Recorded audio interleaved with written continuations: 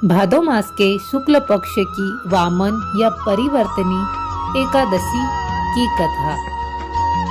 धर्मराज युधिष्ठिर बोले, हे भगवान, भादो मास के शुक्ल पक्ष की एकादशी का नाम तथा विधि क्या है, सो कहिए।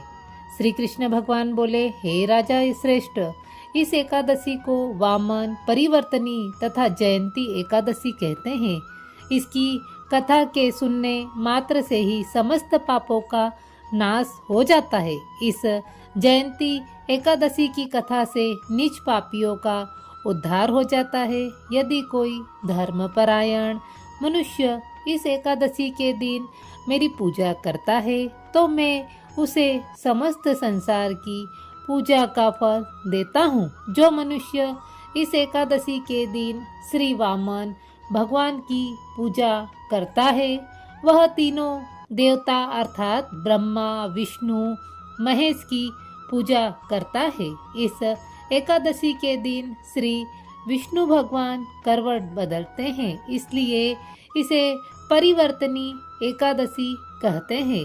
इस पर श्री युधिष्ठिर बोले, हे भगवान, आपने वचनों को सुनकर मुझे महान संदेह हो रहा है कि वे किस प्रकार सोते तथा करवट बदलते हैं तथा उन्होंने बलि को क्यों बांधा और वामन रूप धारण करके क्या लीलाएं की। श्री कृष्ण बोले, त्रेता युग में बलि का नाम दानव कुल में उत्पन्न एक राजा था। वह अत्यंत भक्तदानी, सत्यवादी तथा ब्राह्मणों की सेवा करता था। इसी भक्ति के प्रभाव से ही वह स्वर्ग के राजा इंद्र के स्थान पर राज्य करने लगा। इंद्र तथा अन्य देवता इस बात को सहन न कर सके और भगवान के पास जाकर प्रार्थना करने लगे। अंत में भगवान ने वामन रूप धारण किया और बलि के द्वारा पर जा पहुँचे। वहाँ बलि के कहने पर उन्होंने कहा, हे राजन, तुम मुझे 3 पैर भूमि दे दो तो इसे तुम्हारे लिए 3 लोक दान का फल प्राप्त होगा। राजा बलि ने इस छोटी सी बात सी वासना को स्वीकार कर लिया, भूमि देने को तैयार हो गया। वामन ने अपने आकार को बढ़ाया और भूलोक में पैर, भूलोक में जंगा, स्वर्गलोक में कमर, महलोक में पेट, जनलोक में हृदय, तपलोक में कंठ और सत्यलोक में सुख रख कर अपने सिर को ऊंचा उठा लिया। फिर उन्होंने राजा बलि को पकड़ा और पूछा कि हे राजन, अब मैं तीसरा पैर कहाँ रखूं? इतना सुनकर राजा बलि ने अपना सिर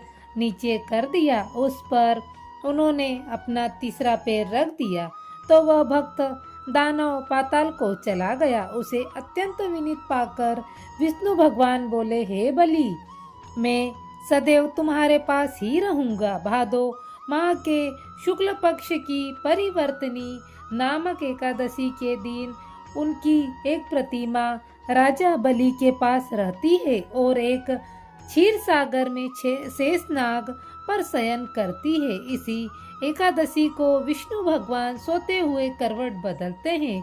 इस दिन चावल और दही सहित रूपा का दान किया जाता है। इस दिन रात्रि को जागरण करने से मनुष्य समस्त पापों से मुक्त होकर स्वर्गलोक को जाता है।